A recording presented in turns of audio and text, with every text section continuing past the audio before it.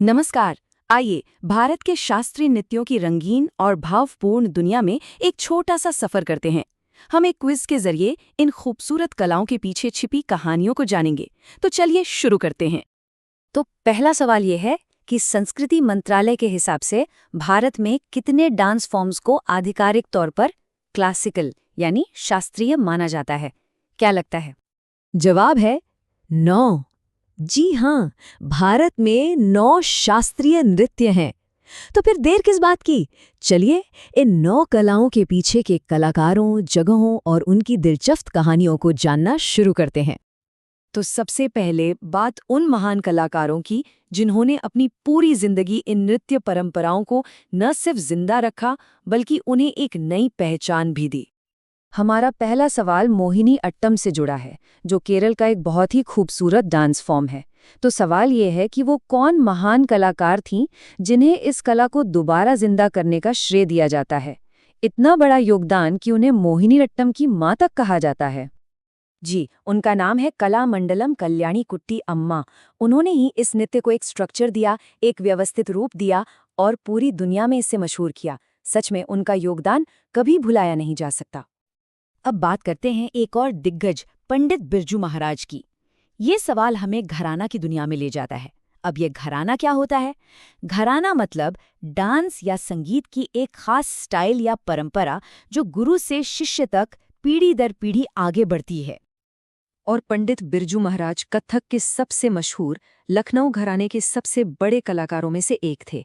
उन्होंने अपनी कला से कथक को दुनिया के कोने कोने तक पहुंचाया। तो चलिए अब इन दिग्गजों से आगे बढ़कर जरा भारत के नक्शे पर एक नजर डालते हैं और देखते हैं कि ये डांस कैसे देश के अलग अलग कोनों की पहचान से जुड़े हैं। तो इस सफर की शुरुआत करते हैं दक्षिण भारत से। भरतनाट्यम, जिसकी मुद्राएं किसी जीती जागती मूर्ति कला जैसी लगती हैं, ये किस राज्य की देन है? ये है तमिलनाडु की। अब दक्षिण से सीधे चलते हैं भारत के खूबसूरत नॉर्थ ईस्ट में। तो असम राज्य का शास्त्रीय नृत्य कौन सा है? वो है सत्रिया। सत्रिया की कहानी पता है, बहुत ही अनोखी है। इसकी शुरुआत हुई थी मठों में भक्ति और पूजा के एक तरीके के तौर पर, और धीरे धीरे ये एक पूरी शास्त्रीय कला में बदल गया। ये कला और आध्यात्मिकता का एक बेहतरीन मेल है। अच्छा, ये अगला सवाल बड़ा दिलचस्प है। ये हमें क्लासिकल और फोक डांस मतलब शास्त्रीय और लोक नृत्य के बीच का फर्क समझने में मदद करेगा। तो इन ऑप्शंस में से कौन सा डांस क्लासिकल नहीं है? और जवाब है गिद्दा। तो फर्क क्या है? देखिए, क्लासिकल डांस शास्त्रों और सख्त नियमों पर आधारित होते हैं। इनकी सालों साल ट्रेनिंग चलती है।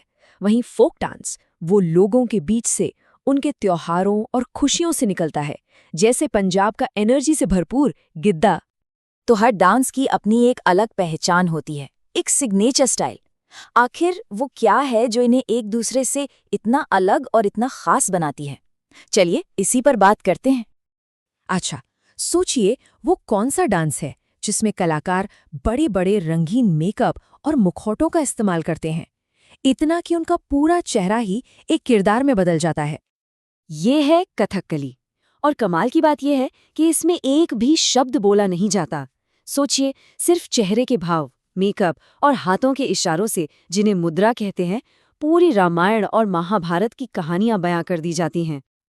अब एक और मजेदार सवाल, वो कौन सा क्लासिकल डांस है जिसमें मंदिर की परंपरा और मुगल दरबार की तहजीब दोनों की साफ झलक मिलती है? इसका जवाब है कथक।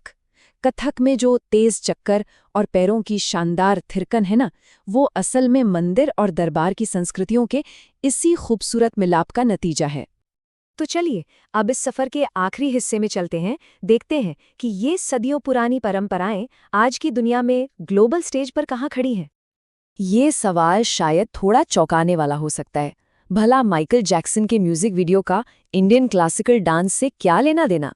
लेकिन हाँ, उनके मशहूर गाने ब्लैक और व्हाइट के वीडियो में एक छोटा सा ओडिसी डांस का हिस्सा था। तो सवाल ये है कि वो डांस किसने किया था? उनका नाम था यमुना संघर्ष सीवन। और ये कोई छोटी बात नहीं थी। सोचिए, एक भारतीय शास्त्रीय कला दुनिया के सबसे बड़े पॉप कल्चर आइकॉन के मंच पर। ये दिखाता है कि इन डांस फॉर्म्स की पहुंच कितनी जबरदस्त है। तो आखिर में हम कह सकते हैं कि ये डांस सिर्फ हाथ पैर हिलाना या मनोरंजन नहीं है। जैसा कि कहा गया है, ये तो आत्मा की छिपी हुई भाषा है, एक ऐसी भाषा जो बिना बोले ही एक पूरी संस्कृति की कहानी कह जाती है। मंदिरों के आंगनों से निकलकर ग्लोबल म्यूजिक वीडियो तक इन नृत्यों का सफर वाकई में शानदार रहा है। पर सवाल ये है कि आगे क्या? ये कलाएं जो हमेशा बदलती रही हैं, भविष्य में कौन सी नई कहानियां सुनाएंगी? ये सोचने वाली बात है।